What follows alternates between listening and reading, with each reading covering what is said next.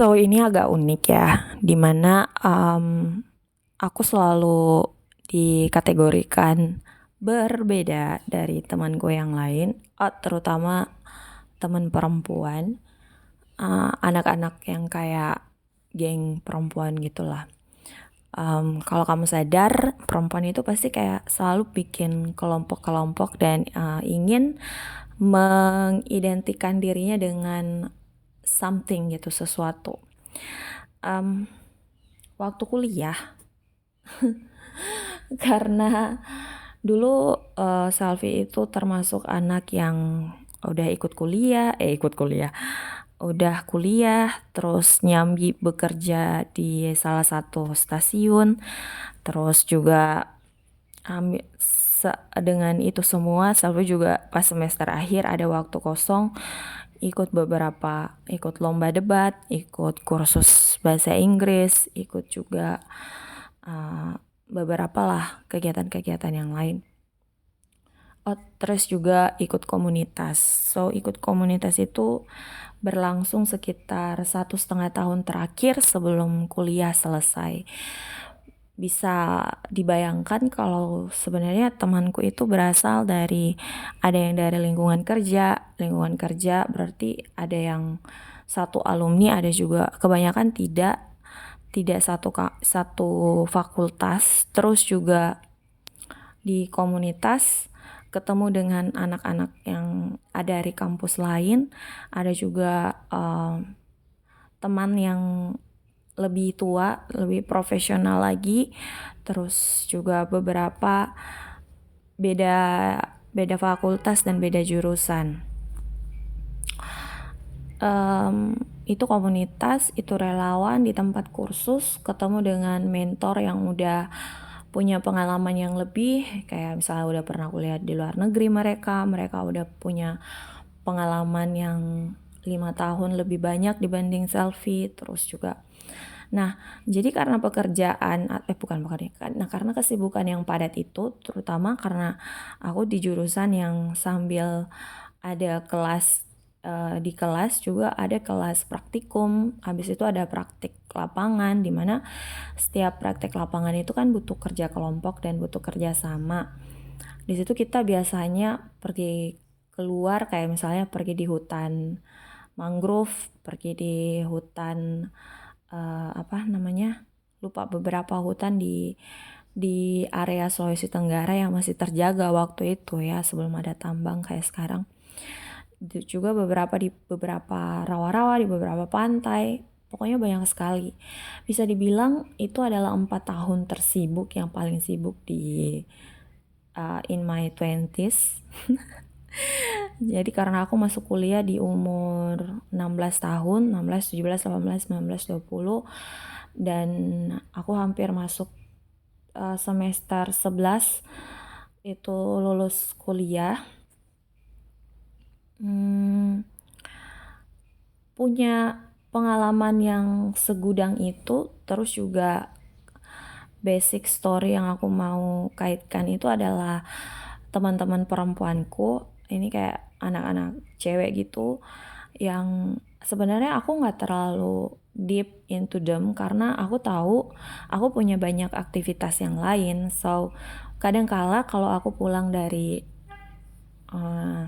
studio, pas aku datang untuk kayak misalnya tugas kita besok ini apa, kayak there's something happen gitu, kayak misalnya wajahnya, mimiknya berubah, terus kayak nada tone suaranya berubah, terus juga mungkin kalau aku tanya nggak ngejawab, tapi I don't into it karena aku merasa aku harus cepat nyelesain ini semua karena besok masih ada hal yang harus aku lakukan lagi. Kayak misalnya besok mungkin aku harus masuk studio lebih cepat jam 7. Terus kalau misalnya nggak ada kelas pagi berarti aku masuk studionya agak siang. Kalau kuliahnya sampai siang berarti aku masuk studionya sore, lanjut praktikum malam, atau mungkin kalau nggak praktikum malam aku pergi kursus bahasa Inggris. That's what happened to me. Dan kalau misalnya weekendnya udah nggak ada praktikum dan aku udah kosongkan hari Minggu, biasanya kalau udah pulang ibadah aku lanjut untuk pergi jadi pengajar di salah satu tempat di area-area dimana komunitasku punya ini kan, punya concern khusus. Nah kita itu dulu sedikit aku cerita, di komunitas gerakan Kendari Mengajar itu kita mengajar anak-anak yang dia putus sekolah atau nggak mau sekolah atau nggak bisa afford sekolah. Itu anak-anak ini biasanya anak dari bapak atau ibunya itu kerjanya pemulung gitu, kerjanya untuk memilah-milah sampah seperti itu. Pekerjaan yang mulia, tapi mereka dapat gaji yang rendah dan juga upah minimum mereka memang di bawah rata-rata. Mereka untuk sekedar makan pun menurut aku kebutuhan mereka sehari-hari itu sangat kurang dan tidak terpenuhi. So ketika aku sebenarnya di zaman itu punya kayak tekanan mental yang cukup dalam karena dari tempat kerja kan pasti dituntut apa segala macam, juga dari kuliah, dan itu menimbulkan stres. Nah di komunitas relawan ini itu aku mendapatkan hormon kayak, bukan nggak segitu juga sih, tapi maksudnya bekerja secara sosial itu membuat kamu tuh happy, membuat diri aku yang waktu itu punya banyak yang kayak beban 1 minggu itu kayak habis mengajar 2-3 jam itu lebih plong gitu. I don't know, but that what happens. Lanjut ke persoalan kayak teman-teman aku itu ya. So secara emosional aku nggak begitu terikat dengan mereka. Kadangkala juga ada beberapa momen dimana aku merasa aku yang menjadi target kemarahan mereka gitu. Aku nggak tahu ya. Kayak misalnya I don't know what happens, kayak mungkin kurang komunikasi kalau menurutku ya, kurang teknik komunikasi yang benar. Jadi kayak misalnya dia menyampaikan A, aku menangkap B, terus ditangkap sama mereka C, padahal mungkin maksud aku kalau kamu pengen A, jelasin aja, nggak apa-apa, nanti aku juga akan berusaha menuhin. Kalau emang nggak bisa, aku baru jelasin kenapa aku pilih B. Tapi kadang-kala miskomunikasi itu terjadi, apalagi di sana kan orang nggak enakan ya untuk memberitahu maksud sebenarnya itu apa. That's why kadang-kala kita miskomunikasi gitu aja itu terjadi sampai beberapa minggu sampai beberapa bulan. Yang paling membuat dan berbekas di aku tuh menurut aku, kita waktu itu taruhlah ada beberapa orang yang sepakat bahwa kita harus kumpul-kumpul nih minimal 1 orang. Kalau misalnya kan kita ada 12 orang di dalam perkumpulan itu ya, komunitas itu, dalam geng itu, minimal 1 orang itu 100.000 nyumbang ke orang yang, bukan nyumbang, ngasih hadiah ke orang yang udah wisuda gitu. Tapi I think about this, kalau misalnya kita tuh ber-12 dan semua orang tuh bukan ada di fase yang sama tahun ini, I said like that, kayak gak mungkin semua orang kita bisa secara sukarela apa secara wajib itu kita bisa kasih ke orang itu 100.000. Bisa jadi kan ini A sampai 12 gitu ya, 1 sampai 12 orang ke 1, semua orang bisa 11 orang lainnya tuh bisa nyumbang 100.000. Tapi pas orang ke 10, nggak semua orang yang ada di lingkaran 12 orang itu bisa nyumbang ke orang 11 itu atau orang ke 10 itu 100.000 pas, karena bisa jadi 10 orang 11 orang lainnya ini udah entah merantau kemana.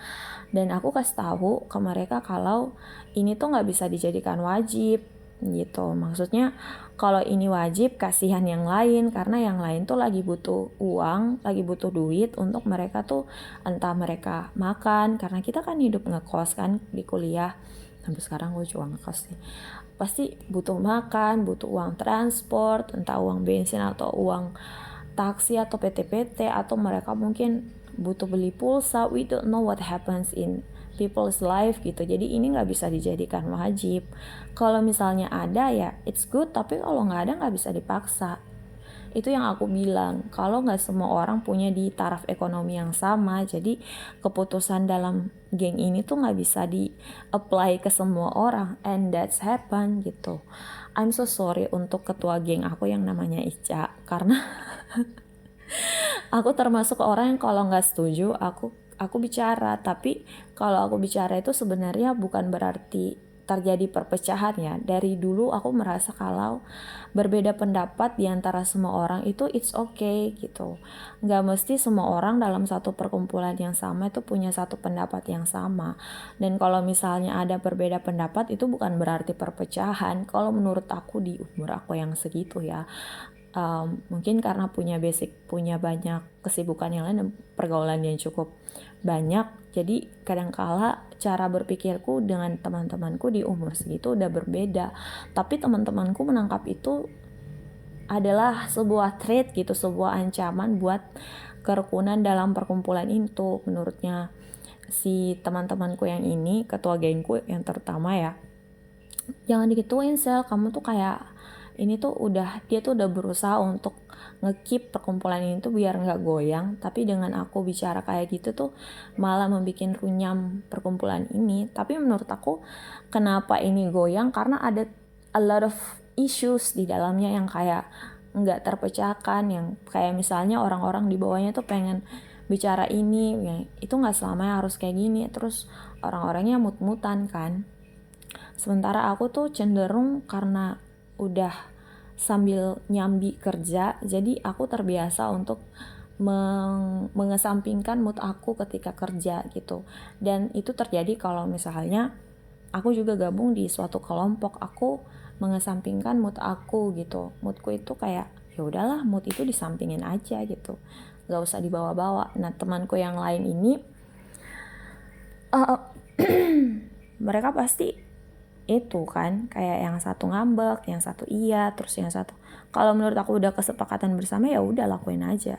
Aku udah bilang ini, aku udah memperingatkan bahwa ini bakalan terjadi ini loh di depannya nanti, ini adalah sesuatu yang kayaknya nggak adil juga buat orang lain gitu, itu aja. Dan akibatnya apa, pas ketika aku nggak tahu ya, mungkin ini ada hubungannya atau enggak, tapi yang pasti pas ketika aku dapat jadwal dan seminar hasil, ini agak sedih juga menurutku. Sempat waktu itu aku menangis karena waktu aku seminar hasil,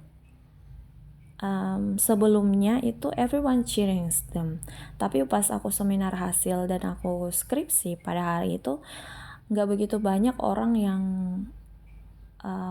seneng, nggak begitu banyak orang yang kasih aku selamat dan gak begitu banyak orang yang kasih aku foto-foto. Mungkin karena punya pendapat berbeda itu kadang dilihat sebagai sosok yang arogan kali ya, tapi menurutku sebenarnya aku nggak kayak gitu. Sebenarnya aku masih kayak suka menangis di kamar, suka ya manusia biasa, cuma lebih banyak aku pendam sendiri, lebih banyak yang kayak it's my own business, gak usah orang lain memikirkan itu, dan gak usah orang lain terbebani dengan emosiku. Pada akhirnya hari itu ya orang-orang di luar gengku itulah yang nemenin aku. Beberapa ada yang bantu aku, terus juga tapi karena waktu deadline-nya itu cepat sekali, aku seminar hasil di Rabu, Jumat aku harus naik skripsi, jadi nggak ada waktu untuk memikirkan hal-hal remeh tentang emosi, bukan remeh juga sih, itu penting.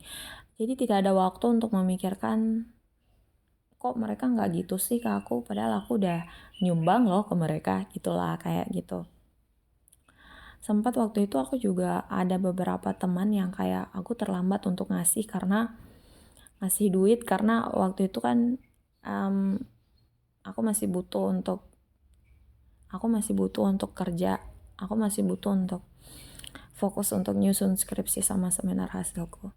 Tapi aku cukup beruntung di seminar hasil ke skripsi karena nggak ada perbaikan sama sekali. Terus karena aku ikut sama kakak kelas, aku cuma ditanya 2 orang penguji dan yang lainnya tuh tinggal nulis. Mungkin itu baiknya ya di aku. Kalau teman-temanku yang lain dibabat habis-habisan, tapi kalau di aku itu it's come on, it's really easy for me. Dan selesai drama waktu kuliah itu, pas kita jauh itu lebih, menurut aku konfliknya lebih mereda gitu.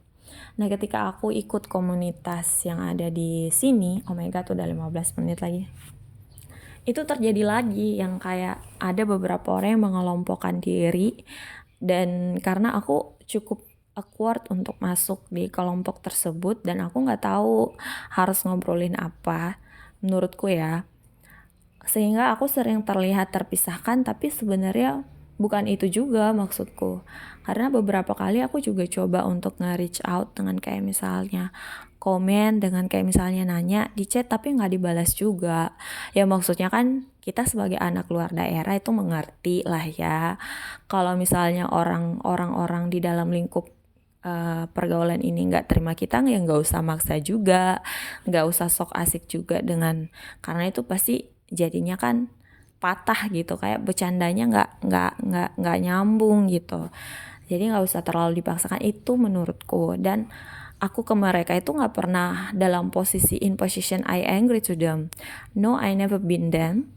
Cause I'm think about, ya kalau misalnya ada orang baru yang nggak bisa juga kita terima dalam kelompok kita, bisa jadi they think about that. Tapi kalau menurut aku, karena aku cukup punya pertemanan yang orang-orangnya berbeda, sangat berbeda suku, berbeda agama lagi, berbeda pulau lagi, terus aku juga beberapa kali pindah tempat, beberapa kali merantau.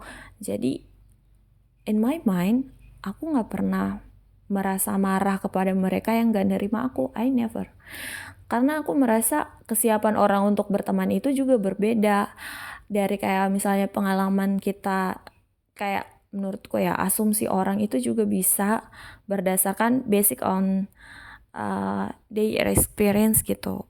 Kayak misalnya orang dari, misalnya aku nih orang Toraja, dikategorikan orang Toraja tuh kayak gini, sifatnya gini. Padahal bisa saja itu berbeda dengan ketika aku datang. Karena aku bukan dari, pokoknya aku mungkin berbeda dari orang yang pernah dia temuin, tapi di dalam asumsi kepala mereka tuh udah ada yang kayak gini lah gitu. Menurut aku itu kebebasan berpikir dan berpendapat, dan kebebasan untuk bergaul. Kalau misalnya mereka mau, it's okay. Mereka nggak mau juga, it's okay. Tapi lucu karena waktu pertama aku tahu itu, aku cukup terhenyak dan cukup kaget, karena sejujurnya aku gak pernah punya pemikiran itu kepada orang-orang lain gitu. Aku selalu memikirkan mereka dengan positif gitu, yang kayak oh mereka punya kesibukan ini, mereka nyambungnya dengan kayak begini gitu.